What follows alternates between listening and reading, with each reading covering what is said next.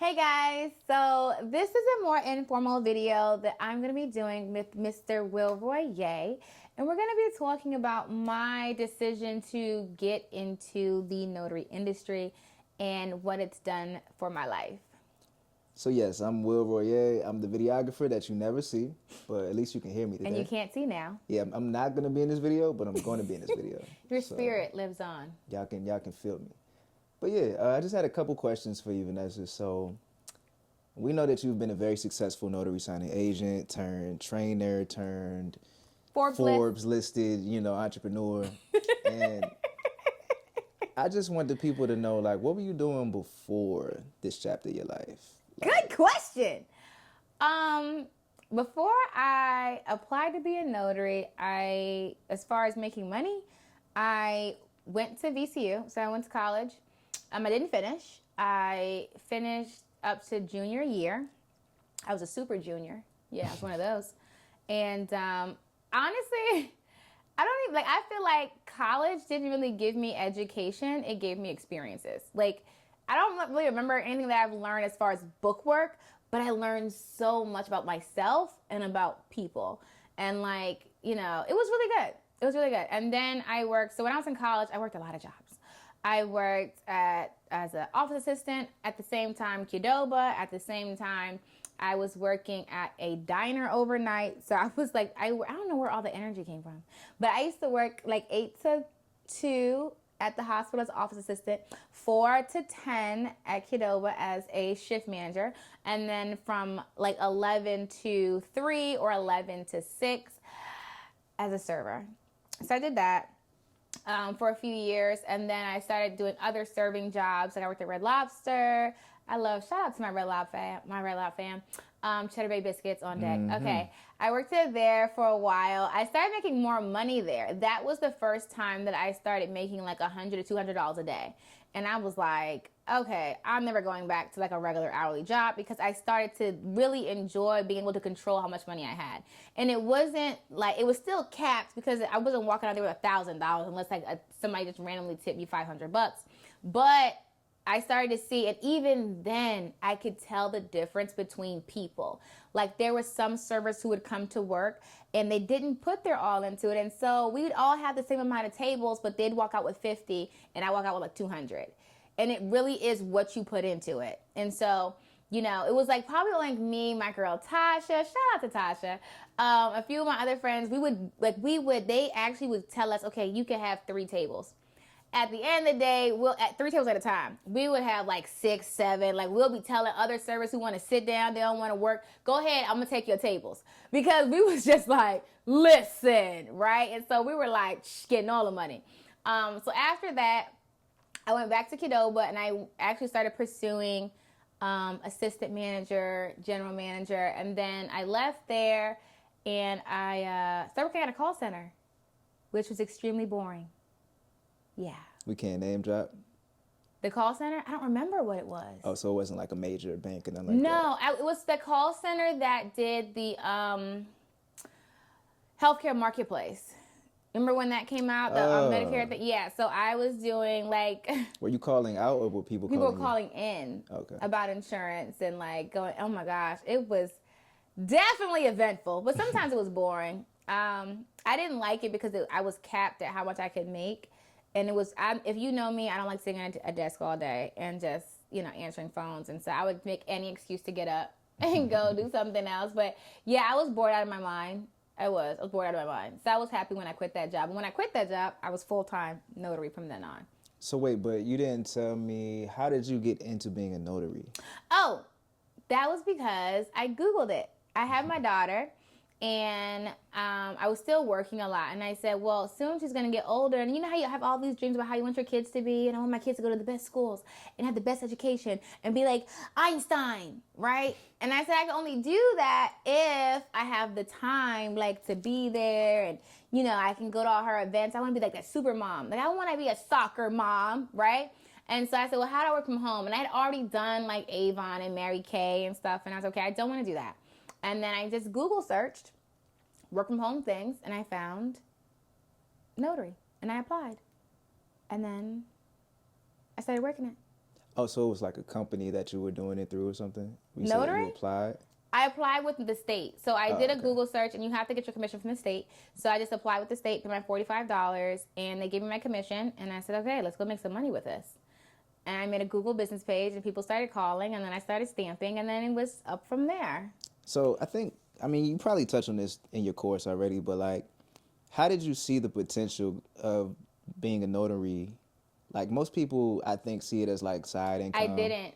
How did you start scaling like you did? So when I did it, I didn't think it was going to make a lot of money. I just looked at it as another side hustle. Like, okay, there's extra money in the pocket. I was still, actually, when I did it, I said, okay, this is my side hustle.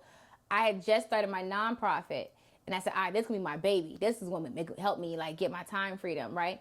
And so I was putting all my effort into the nonprofit, but I was still, like, getting, like, general notary work for my notary. And I had no idea that I was sitting on all this money. Like, I could make more money. And so it wasn't until, I think like 2015, a signing company called me and said, hey, you want to do a loan closing? And that's when I was like, how much money are you going to pay me? And I'm like, hold on, hold the phone. How much was it? It was like $80. Okay. For one signing. One signing. And at the time, I was getting like 20, 30, 40 bucks here and there, like sporadically. And so I'm like, okay, $80, that's like doubling what I'm making. And it was pretty simple after I did it. And I said, okay, well, I'm gonna look into this some more. And I really started to delve deep into it, and it just sucked me in. And, you know, once you start, it's different. Like, I guess it's a mindset thing too, because I guess, you know, you're always like taught to get a job.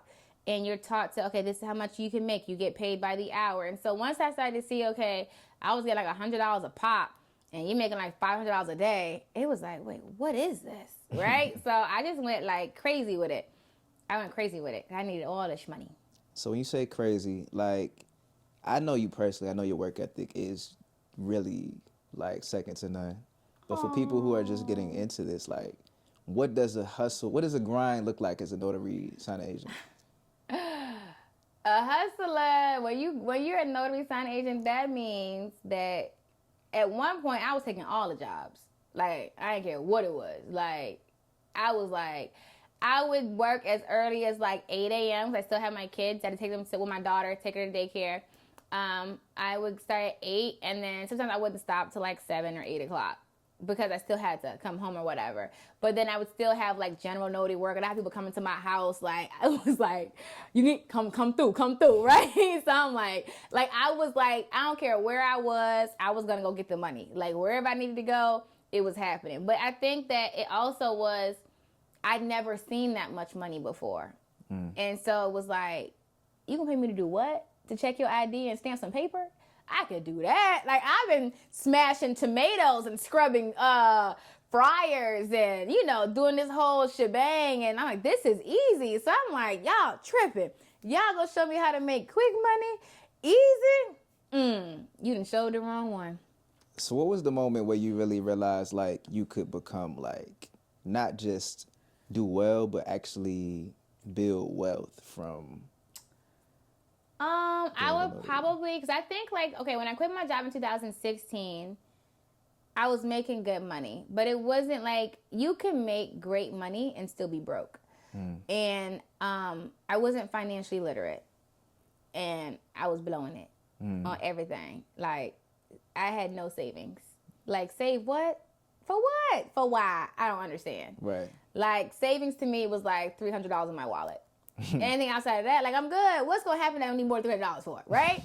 So I'm like, Lord, I got a couple hundreds. We good. Let's go do something. And so I wasn't financially literate. Like, no one really taught me about saving. No one taught me about investments. No one taught me about, you know, just how to build wealth and why it was important. Like, no one taught me about life insurance and, you know, all this stuff. And so no one really even taught me about business. My first business coach, shout out to Coach Coward. My first business coach was Coach Cliff Coward. He was the one who was the first person to sit me down and say, you can have more. And so even though I was making money, you couldn't tell. I still had like a busted car. You know, I still was, you know, I wasn't living like I was making money because I didn't understand. Now I say busted car, I mean like it was like a used regular jank. It wasn't like what I'm driving now, you know. Shout out. Okay, listen. And so he was the one who taught me about like self-development and, learning about, stocks and investments and, making money. And and people always say MLMs are scams. MLMs are not scams. The way it's presented to you sometimes can be kind of sketchy. He was really into MLMs, and he was in every MLM he joined, he killed it, right? But he was like, it's about self-development and it's about sales. And a lot of people, they get into MLMs and they're like, the person that pitched it to you says, what? You can make all this money. Look at all this money you can make. Oh my God. Right? But you're missing the key. MLM stands for multi-level marketing.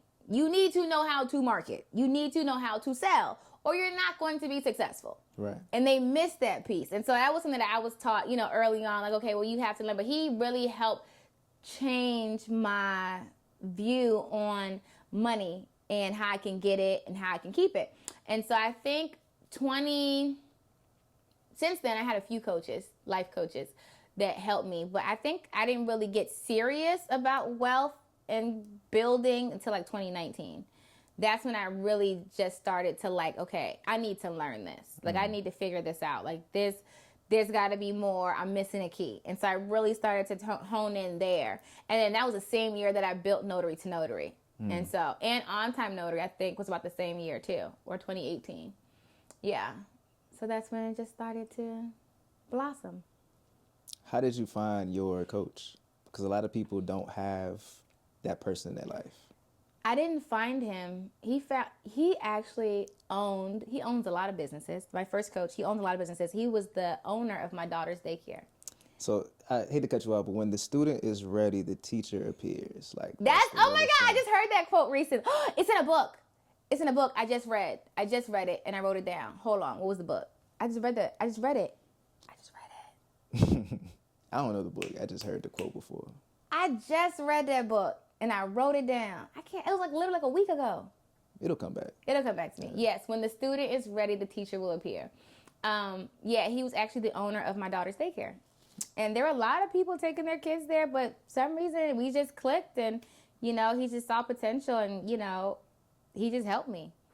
I think a lot of people, I don't know, I think since then it's networking, but it's also people can see, like I can meet people and I know if they're ready, like if they're open. There's sometimes I talk to people and they're just like, you can see like all their walls are down. Like you can't say nothing to them.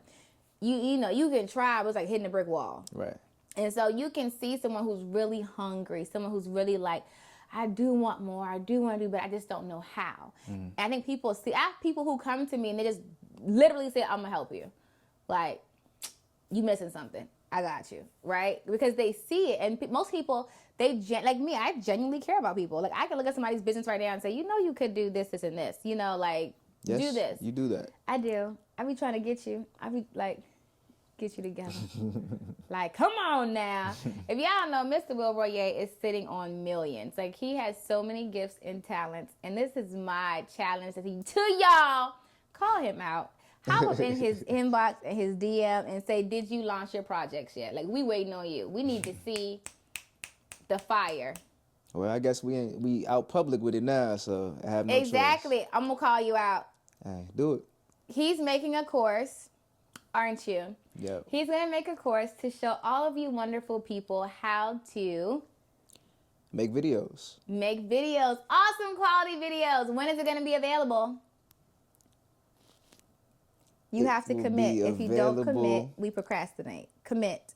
Hey, y'all, I did not expect this video to go like this. So y'all are hearing this at the same time I'm hearing it. Shoot, what's today? Today is October the 7th. The 7th.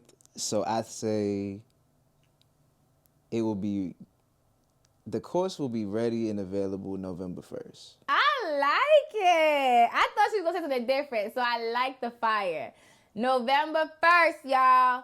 Will Roye is going to be launching his video editing course. Make sure y'all check it out. If you want to grow your YouTube channel or your business or your social media, you need that course. He does all the videos that I have that are good quality. Y'all know the difference.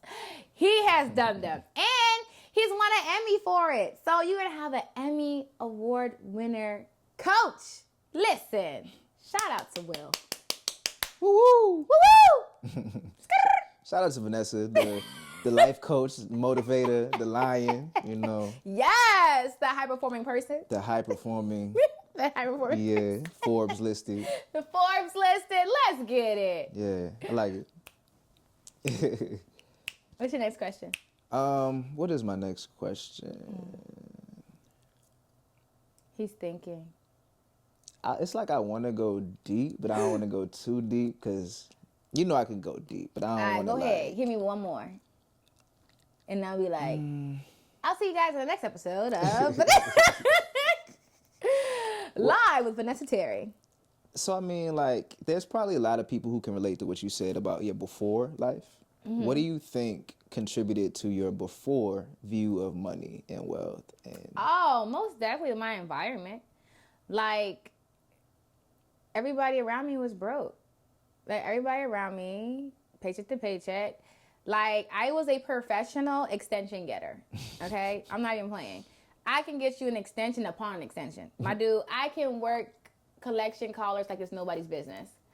I'm not even playing. Like, I'm so good at it. I'm so good, I can keep your lights on and you don't have to pay your bill for like a year. I'm not even playing. Like, I was so good at it because everybody around me was good at it. And so I knew, like, how to hustle. I knew how to finagle. I knew, like, how to work the system, but in a bad way. Like, it's not in a bad way. It's just, like, it's what you know. Like, when people don't have, they learn because they got to make it. And so if you're around people that has to, like, work the system and hustle and, you know, be creative with how they going to make it, you learn. And so no one was talking about savings. No one was talking about businesses. Like, people were talking about getting a good job, you know. That was basically it. And, like, there was never a financial, we didn't talk about money in my house. Like, it wasn't none of my households. Did we now, everyone's more, you know, up to date. But money was never a topic that was discussed. We might have talked about, like, school or education or, you know, just other stuff, but we never spoke about money, you know. But I remember just sitting in my car, like in the car with my mom, and just hearing her talk to bill collectors, you know, finag, you know, what? Call it like it is, you know, work the J. And I'm like, oh, that's how you do it. Bad. You know, I learned a lot from just listening to my mom and how she was dealing with bills, you know. And so I'm like, oh, okay. And so honestly, it was actually my daughter's father who taught me, was the first person to show me that my mindset was messed up. Because when we were living together, I used to do all the bills. Like, I used to do all the managing of the bills. I paid the bills, right? Oh, Lord. And I shut up. And he was the one that one day we were sitting down, never forgot this conversation, and we were going through all the bills, and he was like, why are all these things late? And my response was, who cares that it's late? Like, I dead serious didn't understand, like, why something being late was a problem. I said, in my mind, it was like, it's not pending disconnection. It's not pending repossession. Like, it's just late. In my mind, dead serious, I'd be like, they be all right. So basically in life, like, excellence wasn't a thing. It was just survival. Exactly. And so he was the first person to say, like, all your bills shouldn't be on extension. That's not a good thing. Like, and he was the first person to really show me, and I was like, in my mind, I was like, what you talking about, Willis? Right? And he was the first person to really show me, like, that's not how your money's supposed to be working. You know? And I was like, oh, okay. All right. I'm going to try. I'm going to do a little better. I'm going to pay it on time. I'm going to try to pay it on time, you know? Now, where I'm in my life, I pay my things well in advance. It's like, I don't want nobody calling me. Don't call me for nothing. Nothing. So okay. Tell me this. So, I mean, I know, like, both routes in life are difficult. Life is always difficult to a degree, but it's just which difficult do you choose, right? So explain the difference between, you know, the survival mindset and the mindset of doing everything in excellence. Like, what's the difference in how that feels to you? I feel like it's a trick question. It's not. It's very simple. What's the difference between the survival mindset? So, like, basically life up till 2018, 2019, and then life after that. You switch something in your mind. And I'm sure it's still difficult, but, like, what changed? I told you I was going to go deep. I know, I got to think about it. I didn't really look at my future. Like, I always lived in the moment. There was never a thought of planning for the future. There was never a thought of you know, I think it's just that. I think it's really looking towards your future. Like, I didn't think about that. I just thought about, I just got to get through this day. I used to actually say this. I would just say, I'm putting out fires. Like, what's the biggest fire today? Like, all right, put that fire out, we good. And I never thought of, like, you know, I guess, like, long-term, like, peace, I guess. I gotta think about it. That's a good question. And I think after, like, 2018, 2019, I just wanted more. Right. I wanted more. Like, and I think before 2018, it was like, oh, I want to be a millionaire. I want a car. I want that. But it was like, that's over there. Like, it sounds good, right? Like, all right, okay. But this is what it is.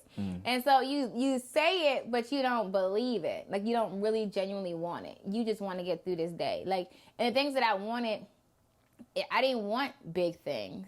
You know, I just wanted to be comfortable. I wanted to party. Right. I wanted to go out to eat. Right. I wanted to have nice outfits. You know, I wanted to hang out with my friends. That was a big one. I wanted to hang out with my friends. And you still can do that. You do, but it's different. Okay. Because it's not your focus. Gotcha. Like, my focus now is building.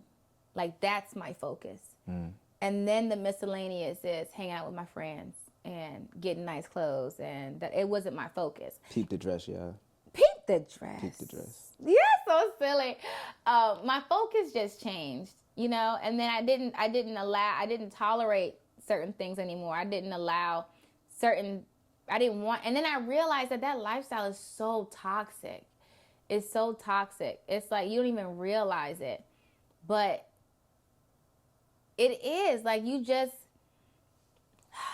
just toxic. It really is. It's just, and it really comes from, I don't say you don't care about yourself, because you do. I did care about myself. I just didn't have high enough standards for myself. And I think that when you change your mindset, like, my standards have definitely increased. Absolutely. So I'm going to go here. I'm not going to talk too long, but I feel like it sounds like you're saying that you gained a new sense of who you are. Like, you started to, your identity changed. I think a lot of us sometimes, like, we don't realize who we could be, so we just settle for who we think we should be or who people tell us we are. Yeah. And a lot of times, I'm not going to make it, like, racial or anything, but, like, when you grow up in a certain circumstance, you just think that that's who you are. Exactly. Instead of that's just the moment you're in. So I think it's kind of dope to see, like, the transition between who you thought you were, but who you really are. Like, yeah. And I've told this story before. It's bad, but I'm going to tell it anyway. I remember my mom, she told me, I think I was like 8, I think. I was like 8 or 9. And she was telling me and my sisters, like, you guys could be anything you want to be. Anything in the world. It's funny, people, your kids don't follow what you say. They follow what you do. And you could have said that to me all day, but I end up walking right in her footsteps. Like, I end up doing exactly what she did, not what she told me I could do. Right. But she was like, you could do anything you want, whatever it is, right? And I remember her saying, if you want to, Vanessa, you could be president. And you know what I told her? What? Ma, I can't be president. I'm going to get shot. Dead serious. And I was serious. But it was what the information had been given to me at that time. And she was like, no, you won't. And I said, yes, I am, Ma. Stop acting like that. But I was serious. This is what I had been taught. And I remember when Obama was running for president, and when he was running for president, and people were asking, do you think he's going to make it? Do you think he's going to make it? And I was like, when he first started, I said, nah. And I honestly thought that if he make it, they're going to assassinate him. This was my thought, because that was always my mind. And it's the programming that we receive at a young age. That's why I don't like public schools. But anyway, it's the programming. Wait, touch on, because without knowing where you were, it's hard for them to pick up what was your surroundings. You know what I mean? So like when you're like, okay, so I don't know where y'all went to school at. But when they were in school, you know, whenever they would talk about black people, it would always be about slavery. You know, and so when you're only learning us as slaves, or who was it, Booker T. Washington, who was a slave, and now he's not, you know, and so you're only getting this negative viewpoint. You're never presented with anything else. You have a lower self-esteem, a lower image of yourself, especially when you're watching, like, and that was one thing I would say, like, if you notice, like, even like a lot of the cartoons, you wouldn't see us predicted it in positive light sometimes, or you wouldn't see us. Like, I had to, even right now, like when you go on YouTube and look for educational videos for your kids, it's predominantly white people that are presented in these cartoons, right? Or, you know, you don't see a lot of us in those cartoons. And so it's something that your image is like, it's molded at a young age, that you, even though people say, oh, you could do anything, right? It's like, yeah, but what are the odds, right? And so you're like, it's like in your subconscious, like in your paradigm, to expect less than, right? And so that's why I don't like public schools for that reason. It's, public schools have their perks, but some of their curriculum, especially when it comes to history, it just doesn't, and then not only there's a school system, but also your parents. Like, your parents will, you know, say things like, oh, well, you know this, or you know that. Money don't grow on trees. Yeah, you know, they say things that even though they might in one breath tell you could be anything, we'll say the same thing like money don't grow on trees, or they'll say, you know, and they may even say things in passing. And also it's the way that they deal with other people. You know, I know, like, and that's something I was talking about with empire builders, like, you know, the mixing of the cultures. Like, how many of us, you know, have friends of other races and things like that. And we were talking about how, and Eric Thomas had touched on one of his conference, how our culture is so sectioned off. Like, we don't interact with other cultures. And like, we were talking about dealing with people who look like us and how we feel more comfortable dealing with people who look like us. And Stormy Wellington actually talked about it, Coach Stormy, how she was saying that when she did her live with Grant Cardone, and she was like, you know, people were saying, oh, why are you doing lives and sharing money with the white man? Why are you doing that? And she was like, it's the mindset. And it was funny because she was like, I don't think a lot of white people know that is something that's discussed in the Black community, that, you know, you can't trust white people, right? You can't trust them. They out to get you. They can take your money. And that comes from slavery. It's a slavery mindset. And it's also from segregation times, things like that. And so all that gets passed down. And we were talking about that in Empire Builds, how I was saying that even for me, like, I feel way more comfortable going into business meetings with people who look like me than when I go into business meetings with people who are white. You know, and it's just something that's inside of me. And I know that I have to work on that. You know, it's something that I have to be like, okay, Vanessa, why do you feel like this? And it's programming. You know, it's programming. It's like you were taught that just from different things, you know, how, well, this is the Black community. Oh, that's what white people do, you know, and it separates. And then all that programming comes out later in life on how you deal with things. And so I'm in a stage of my life where I'm reprogramming myself because I'm a queen. And I'm awesome. And anything that I want in this world, I can have. Boom. And that we're all in this together. Like, everybody, at the end of the day, everybody trying to get to the same place. Facts. Everybody has traumas. Everybody is trying to get some money. Everybody's trying to have some peace. Everybody has kids. Everybody's going through the same thing. You know, and it's like trying to split everybody up and say, you know, it's just like, it's counterproductive. I agree. It's counterproductive. Well, I think that was a really great conversation. I don't know how we got here. Yeah, we went from notary to like life, but it's cool though. So I'm sure we'll probably do this again since this was pretty good. How long have we been talking? We're about to be at 30 minutes. That's why I'm about to shut it down. Oh, snap. Yeah. That is super awesome. Yeah. So, you know. Any last thoughts? Don't surround yourself with bunnies. Surround yourself with lions, okay? Surround yourself with lions. Shout out to Dan Pena, okay? I hope it's Pena. I would say his name right. Is it Pena? Dan Pena or Pena, one of them. Pena, something like that. Yeah, I got that from him. Stop surrounding yourself with bunnies, okay? Be a high-performing person, okay? Do your affirmations, do your vision board, and start going places that you've never been before. That's the only way you're going to open up your mindset. That's it, okay? You have to expose yourself to something different. If you keep doing the same thing over and over again, you're going to keep getting the same thing, which is, if you think, what's the quote? You do the same thing over and over again and think you get something different. It's the definition of insanity. Okay, don't be insane. Okay, cool. Yay! All right, well, yeah, like she said, don't be insane. Like and subscribe. Vanessa, like and subscribe. Will Roye. Wild ride. Wild ride. What is wrong with you? I don't know. Cool. Deuces. Peace. Peace. Peace and love.